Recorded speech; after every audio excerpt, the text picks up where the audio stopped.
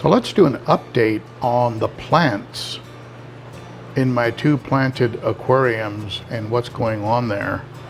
It is the newer aquarium. This was not a planted tank before. I had a red tear in here that would have destroyed plants. So I couldn't have plants in here. So plants were a new thing. And so I'm battling black algae. Now I have found that this plant here, commonly referred to as an octopus plant, does seem to have a resistance to black algae. Doesn't seem to get any of it. It also seems to do well in the 82 to 84 degree temperature range that I run for these discus fish. The other plants are getting some of that algae, and so my routine usually includes wiping them off and cutting away parts that are very badly damaged or covered in the black algae. So it's a gradual process. I mean, I'm playing the long game here, which is what I did with the other planted tank, which I'll show you here in a second.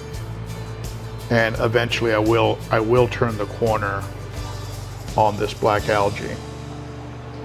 And part of it, as you know, if you've watched my videos on battling black algae, my final conclusion was that you just have to put so many successful and healthy plants in that the black algae gets outcompeted. It just doesn't have nutrients.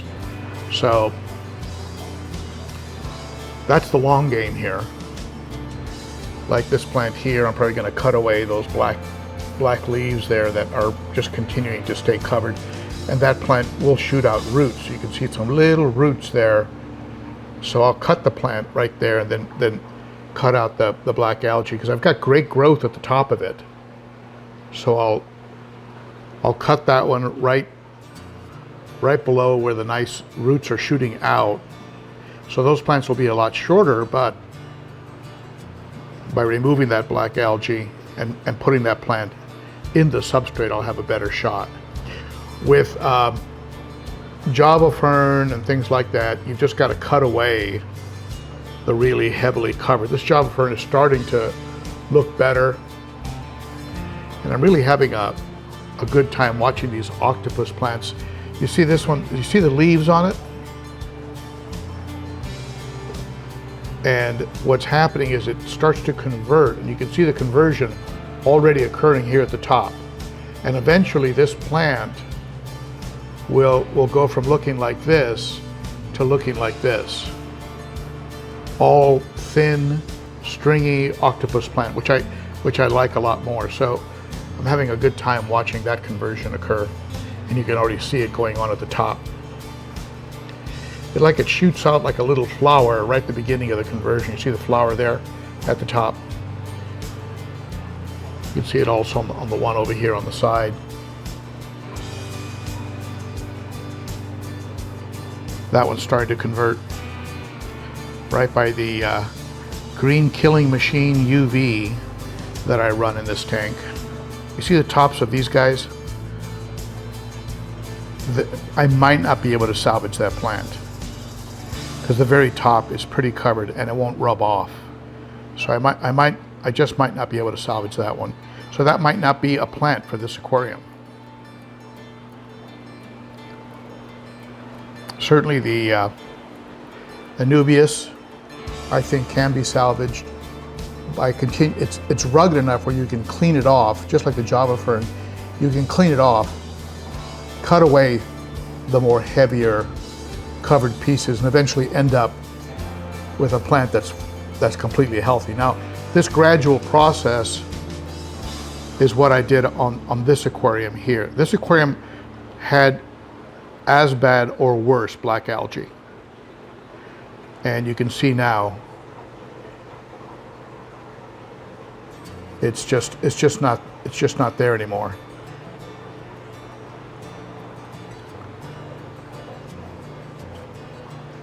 I've got some jungle val coming up. I've got some crypts some lilies that are shooting out tremendous number of leaves, tremendous number of lily pads.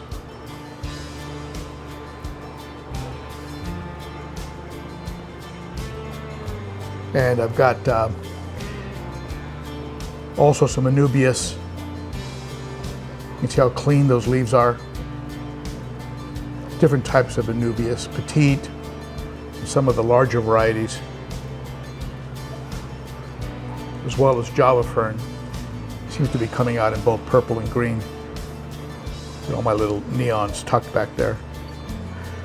If you're going to have some of this hornwort, I really do suggest that you keep it really trimmed. Any part that starts to look a little bit ragged, just cut it back and pull it out. It'll continue to spread like a weed.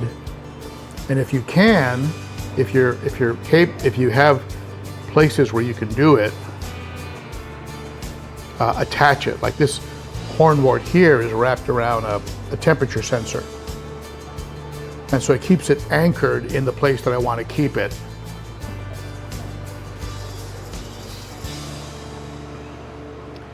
So eventually I hope to get the discus tank over to this quality of plant. That little auto on there. Such a cute little fish. Where there's no black algae. This aquarium is very, it's just a very healthy ecosystem. Wow, there's some of the cory cats that you hardly see. I just fed them, and so the cory cats have come out, but you normally don't see them in this tank. There's about 5 of them, and they're usually hiding behind the wood or inside one of the plants. And I keep having pleco babies. That one looks like a little snowball right there.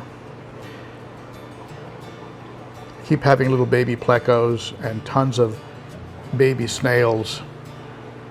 They just keep showing up, little teeny baby snails that turn into these good-sized beasts, beautiful snails. So part of the black algae battle is just continually cutting back, adding plants so that the black algae doesn't have access to the nutrients, and eventually you turn the corner on it and it's just a bad memory. And that's where I hope to get this tank. It'll probably be, I predict probably another 2 to 3 months before I can really turn the corner. I'll maybe add some more plants, either anubias, Java, or maybe some more of the octopus.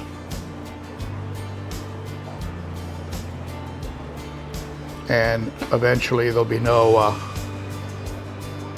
nothing for the black algae to live off of. It'll just be outcompeted.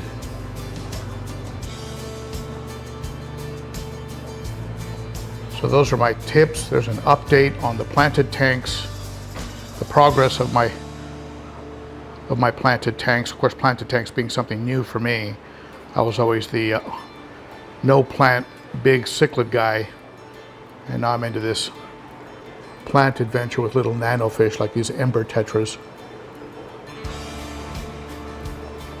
This aquarium, by the way, doesn't get vacuumed. The discus tank gets vacuumed at least twice a week, only because I just need to keep it, or want to keep it, very pristine.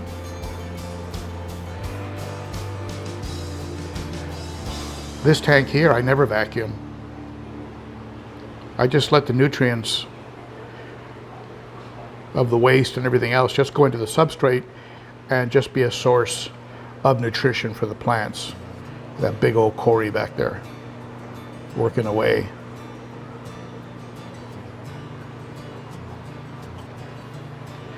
So there you go. It's a long game, you know, trim, regulate your light, remove black algae, and eventually you get there. The black algae is gone. I haven't found an immediate way to get rid of black algae. Something that's just like overnight. I just haven't found it. It's just a long game, and eventually you beat it.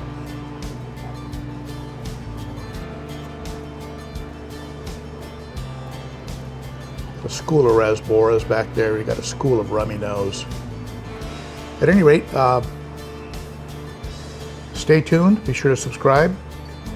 Hit that bell and thumbs up. Make a comment below. That seems to excite YouTube and get them to promote the video. Certainly ask any questions, tips, comments, always appreciated.